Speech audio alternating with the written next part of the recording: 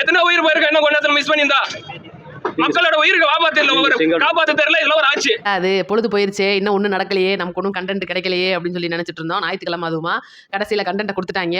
என்னன்னா நம்ம உதயநிதி பவளவிழா பாப்பாவோட பிறந்த நாள் போன மாதம் வந்ததை இந்த மாதம் வரைக்கும் கொண்டாடிட்டு இருக்காங்க. இன்னும் எத்தனை மாதம் கொண்டாடுவாங்கன்னு தெரியல. அங்கே ஏரியாவில் வேலூரில் வாலாஜாப்பேட்டை ராணிப்பேட்டை பக்கத்தில் அங்கே என்ன பண்ணியிருக்காங்க, கிரவுண்டில் விளையாண்டுட்டு இருந்த சின்ன சின்ன பசங்க பார்த்தீங்கன்னா தெரியும், பூரா பொடி பொடி பசங்க. ஒரு சில பேர் வந்து இளைஞர்கள் விளையாண்டுட்டு இருக்கிறவங்களை கூப்பிட்டு வாங்கப்பா இன்னைக்கு அமைச்சர் வராரு, அவங்களுக்குலாம் வந்து விளையாட்டு பொருட்கள் cricket bat, carrom board, chess board, football, அந்த மாதிரி வாலிபால் நிறைய ஜாமான்லாம் தர்றாங்கன்னு சொல்லி கூப்பிட்டோன்னே பசங்களும் நம்மளுக்கு ஏதோ பொருள் கிடைக்குதுன்னு சொல்லிட்டு ஓடி வந்துட்டாங்க. கிட்டத்தட்ட நிறைய பசங்க, அதாவது நியூஸ் தெரிஞ்சு வந்தவங்க, தெரியாம வந்தவங்க, ஃப்ரெண்ட்ஸ் மூலியமா கூப்பிட்டு வந்தவங்க, ஒரு இடமே அந்த இடமே கொஞ்சம் நல்லா கூட்டமாயிருச்சு. பூரா அந்த ஒரு அதான் தெரியும்ல நம்மளுக்கு கூப்பிட்டாங்கன்னா ஒன்று 200 கொடுப்பாங்க, இல்லை ஒன்றும் தரமாட்டாங்க அப்படின்றது. அந்த மாதிரி பெரிய பிரச்சனை ஆகி போச்சு. பாதி பேருக்கு கிடைக்கும் கிடைக்காதுன்னு பசங்க அப்புறம் பயந்து முண்டி அடிச்சு ஒருத்தன் மேல ஒருத்தன் விழுந்து பாருங்க, வீடியோ பாருங்க எவ்வளவு மோசமா வந்து அந்த நிலைமை போயிருக்கு அப்படின்னு.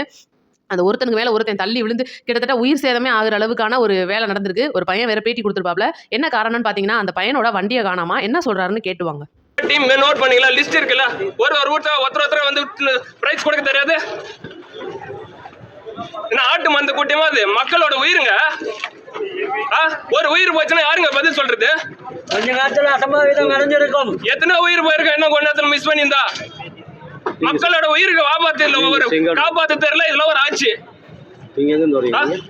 மக்களோட உயிர் ஆபத்து கருதி என்ன வரும் ஒவ்வொரு மக்களும் உயிருங்க சும்மா வந்துட்டு. உங்க பேரு தம்பி, நீங்க வந்து பொறுமை லைன் இன்னும் வாங்கிட்டு இருந்தா பரவாயில்ல. ஒரு நீங்க தானே மீட்டிங் நடத்துறீங்க.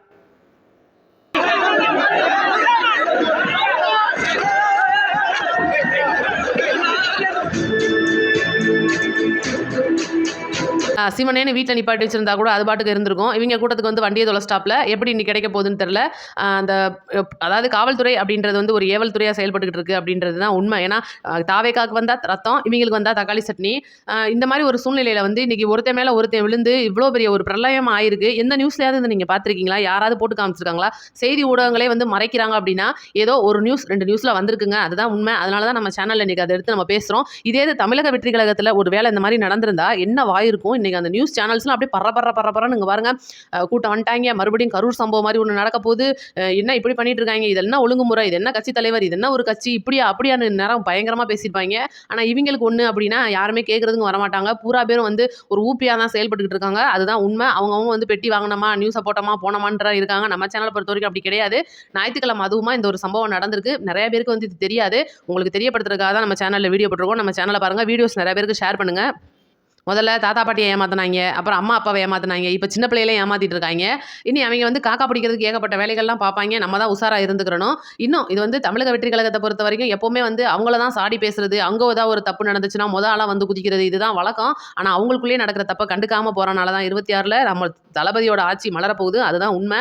நம்ம சேனலை சப்ஸ்கிரைப் பண்ணிக்கோங்க. வீடியோஸ் பார்த்த அனைவருக்கும் நன்றி, வணக்கம்.